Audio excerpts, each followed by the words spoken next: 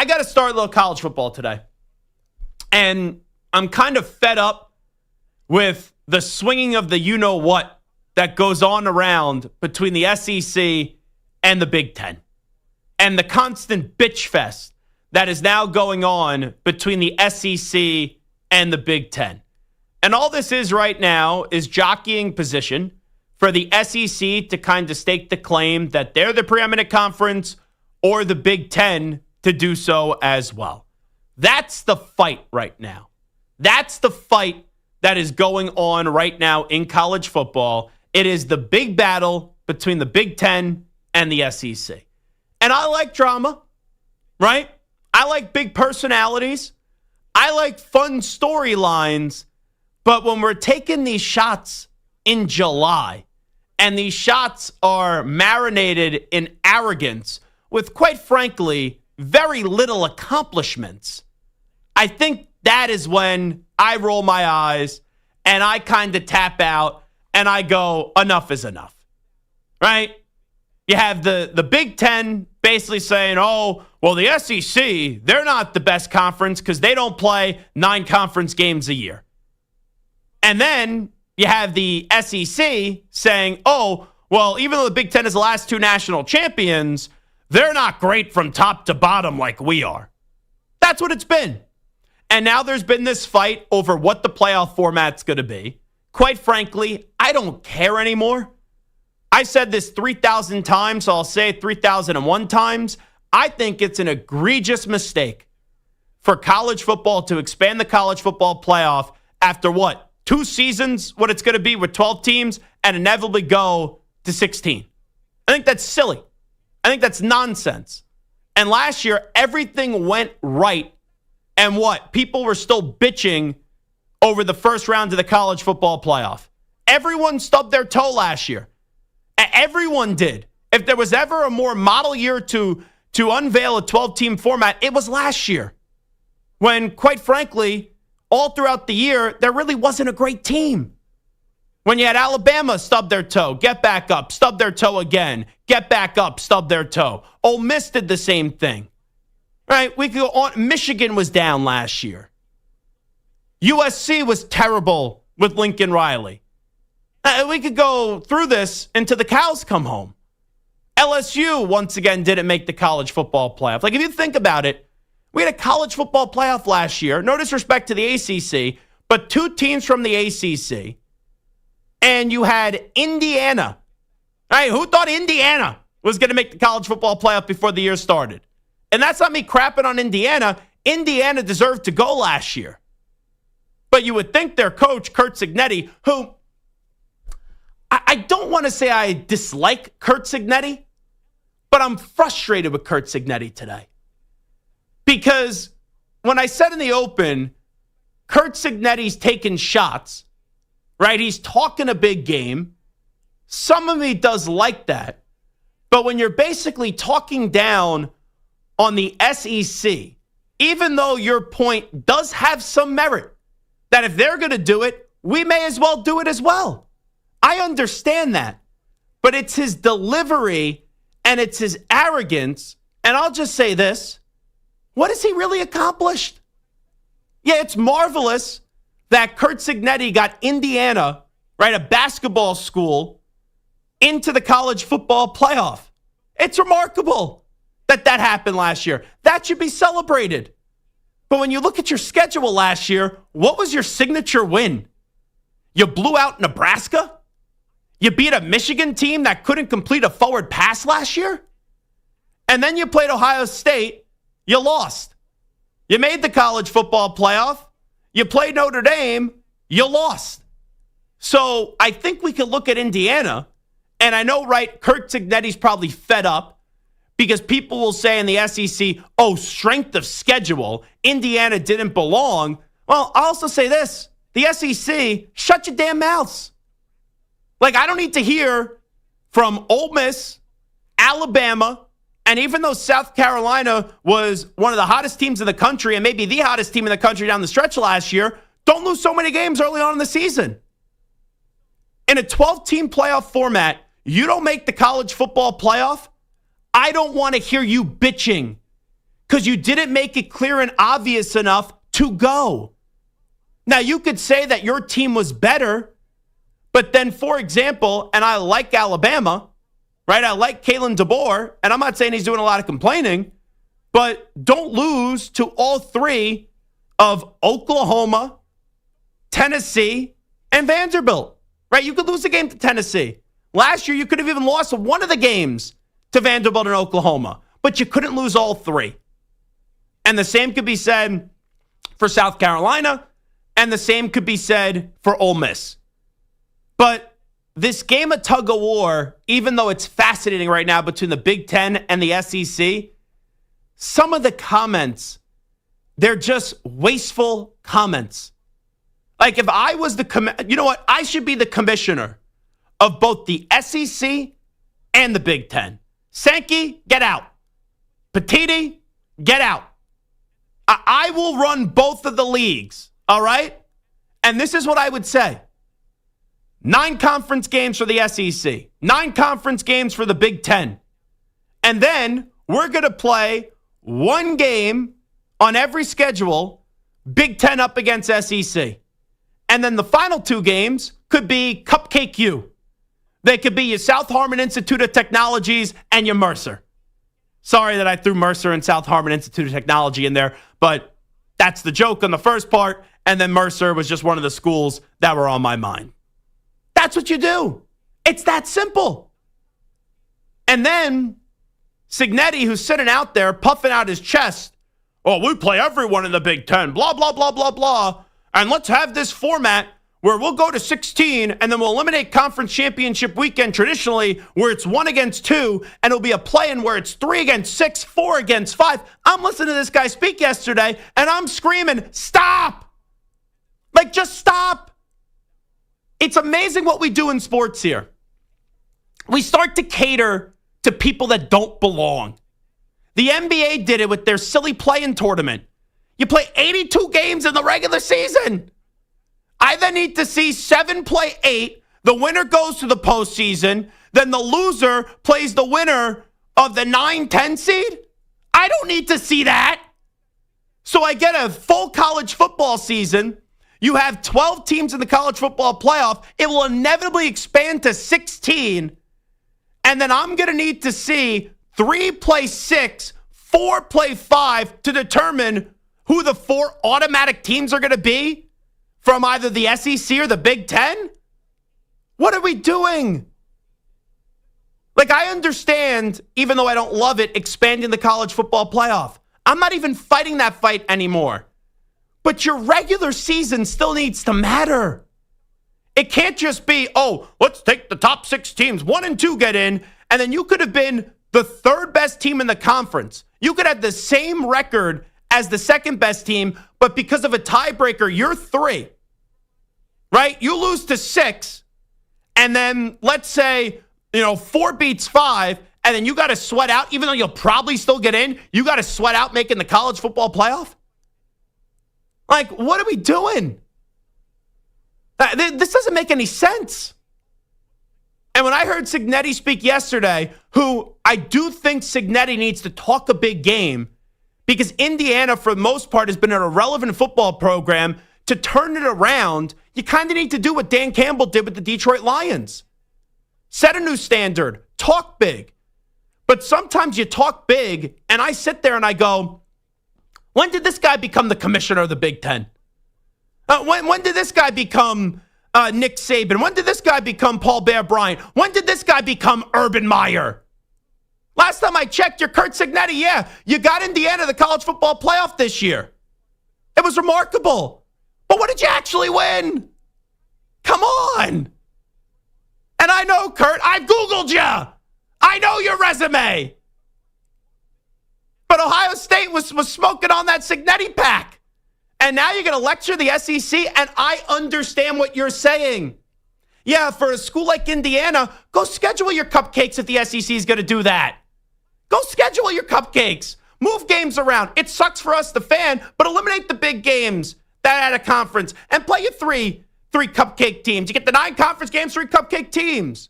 But that's the problem about the Big Ten and the SEC. And I know it sounds like I'm slamming Cignetti, and I am doing that a little bit because I'm just annoyed with his comments. I'm annoyed from who the messenger is, but the message, I understand it. SEC and the Big Ten should be playing the same football. It should be 9 conference games. It should be 1 Big Ten against SEC team each and every year on the schedule for a Big Ten and SEC school, and then you get your 2 cupcakes. It's that simple. But then to basically make it seem as if the SEC, they're playing the worst schools in the conference or the worst schools on the schedule each and every week, and the Big Ten doesn't schedule cupcake games as well over the difference of 1 conference game, let's not make it as if it's the biggest difference in the world. All right? Because you go through that Indiana schedule last year, you had FIU, Western Illinois, UCLA, Charlotte, Maryland, Northwestern. Those are your first 6 games. Then you played Nebraska. You blew them out. You played Washington. You played Michigan State. All right? You had Michigan, Ohio State, Purdue, Notre Dame. Quite frankly, if you could say, Zach, just circle 4 games on that schedule last year that you needed to watch, it was Nebraska. You delivered big. Michigan, you did win. Michigan was down. You got blown out by Ohio State. And then you lost to Notre Dame. Those 4 games I got to circle. Like, what else did I have to watch from Indiana last year? And I'm not saying Indiana didn't belong in the college football playoff. They did. But, like, let's not act as if Indiana had Murderer's Row on their schedule each and every week.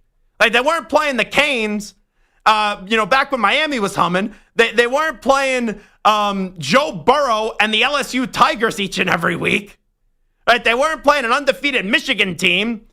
They weren't playing Ohio State, right, with Tressel or Meyer. Like, when you look at some of these opponents, it's not as if you didn't have Alabama with Nick Saban on there, all right? So settle down a little bit. And your schedule this year, and I know this is the impetus of the comments, I get that.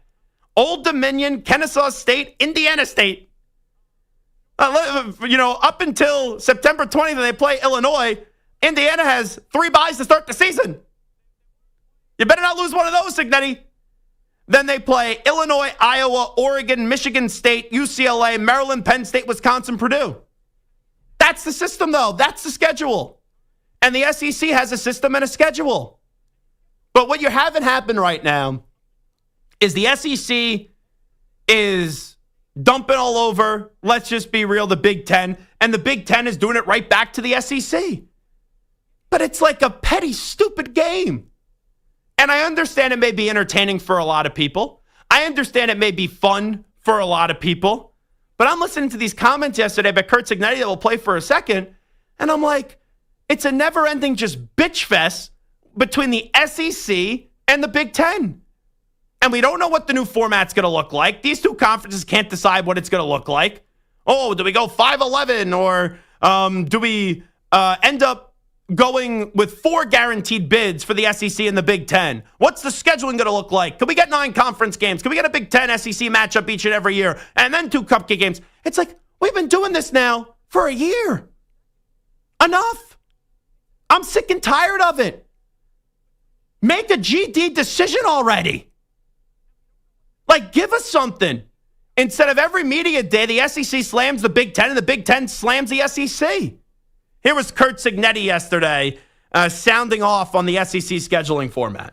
12 of the 16 SEC teams play 3 G5 or an FCS game. 12 of those teams play 36 games, 29 G5 games, and 7 FCS games, and 1 less conference game. All right? So we figured we'd just adopt SEC scheduling philosophy. Some people don't like it. I'm more focused in on those 9 conference games. Well, if you don't like the philosophy that the SEC is doing, why the heck are you doing it? And that's what that was. Because you know why you do it? It's because then it is easier for you to make the college football playoff. Because guess what? The Big Ten is tough. The SEC is tough. Ooh, I said what both conferences don't want to say about one another. So in all likelihood, you're going to drop some conference games. And then if you don't have those 3 cupcake games and 3 easy wins, that may be held against you. Because if Indiana played Texas week 1 and then only had 2 cupcakes and then let's say Indiana loses 2 conference games, and they have a third one, which was Texas, at a conference, you have 3 losses. Unless if everyone stubs their toe once again, you probably don't make the college football playoff. And that's why it's being done. And that's also another reason why when you go to 12 teams in a college football playoff, when you go to 16 teams in the college football playoff, right? Didn't people tell me that's going to make the regular season matter more? That's going to create tougher scheduling. Well, the SEC really hasn't changed. And a school like Indiana, who, yes, they do play 9 conference games, but then they're scheduling 3 schools that no one's ever heard of for like 6-7 years. So is anything actually changing? You get up there and you get these men in the Big Ten and the SEC just throwing jabs and trying to pretend like what the other conferences do, they also don't do over one game in conference where the SEC schedules 8 and the Big Ten schedules 9. This is what it's about. One game. One game. So let's make it even, Big Ten and SEC. Let's put the big boy pants on. 9 conference games. Big Ten and SEC. One game. Big Ten up against SEC. And then your 2 irrelevant schools. Do that. But don't go to like a 3 and a 6 and a 4 and a 5 after an entire regular season to then figure out who are going to be your 4 teams for the Big Ten and who are going to be your 4 teams in the SEC. Oh, what are we doing? Stop it. And this is my fear. I know that football is almost impossible to ruin. Because in the NFL, in college, they F things up all the time. They do things that are stupid over and over again. And guess what happens? I park my ass on the couch every Saturday. I make my wings, my nachos, right? I place my bets. I order some pizza. I do my drinking. I do my tweeting. I watch the games. I go to sleep. And then I get up the next day, host a little radio show, maybe stop off at Starbucks, get some caffeine in the system, then get my nachos, get my wings, get my sandwiches, get my pizzas. And then I place my bets, do my tweeting, watch my football, and then I go to bed. And then I get up on Monday. Oh, Monday Night Football. Then Tuesday, Wednesday, a little off day. Thursday Night Football. And then repeat the cycle. And if you want to schedule a game at 9:30 a.m. on a Sunday morning, I'm watching. If you want to schedule a Friday night game in Brazil, I'm watching. Because I'm a sucker for football. I sound like a politician. I'm Zach Gelb, and I'm a sucker for football, and I approve this message. But folks, the SEC and Big Ten bitch fest. Enough. Enough. We don't need to be throwing zingers at each other all the time in July when it's just a bunch of people being a hypocritical mess. That's what it is. This fight of who's the best conference, Big Ten and SEC, that's what this is all about. I hate to break it to you, folks. The Big Ten and SEC right now, for the foreseeable future, are on level playing ground. And when the Big Ten wins the last 2 national championships, they're going to be slightly above the SEC. And then you know what inevitably is going to happen? The SEC is going to go on their run. They're going to win a national championship again. Then they'll probably win it 2 years in a row. Then the SEC will take back that throne. And then the Big Ten will dump all over the SEC again. And then the Big Ten will take the throne back. And then the SEC is going to say, hey, screw those folks in the Big Ten. And that's what this is going to be. But let's have some logic here. Let's have some change. Let's have some discussions. And let's have some final decisions. Because trying to figure out what the format's going to look like for 16, what's going to happen on conference championship weekend, what's the scheduling format, what is it going to be? It's exhausting. And I could sit down Sankey and Petiti in the same room and say, you're fired, you're fired. It was like Trump on The Apprentice. And I could take a whole lot less money than those 2 guys make, and I could actually give you real change. All right, so if Nick Saban, if Peterson, the former Boise State and Washington coach, don't want to be the commissioner of college football, let me run the whole damn thing. And I'd fire all these commissioners. ACC, you're out. Big 12, you're out. SEC, you're out. Big 10, you're out. I'm running all this. All right? I'm running it all. And I'm going to hold everyone accountable. And you know what? I'm going to tell the ACC. I'm going to tell the Big 12, yeah, you guys are good, but you're the third and fourth conferences. And the two big boy conferences are the Big 10 and the SEC. It doesn't mean that the Big 12 can't win a national championship. It doesn't mean the ACC can't win a national championship, but you're not the Big 10 and the SEC. And I'm going to look at the Big 10, I'm going to look at the SEC, and I'm going to say, hey, folks, you guys aren't that much different. And you know why you hate one another? Because you're pretty much the same. So let's stop pretending as if one does things the right way and the other does things the wrong way. And one conference is so much better than the other. This isn't your granddaddy's SEC. This isn't your granddaddy's Big 10. You're the same. And that's the truth.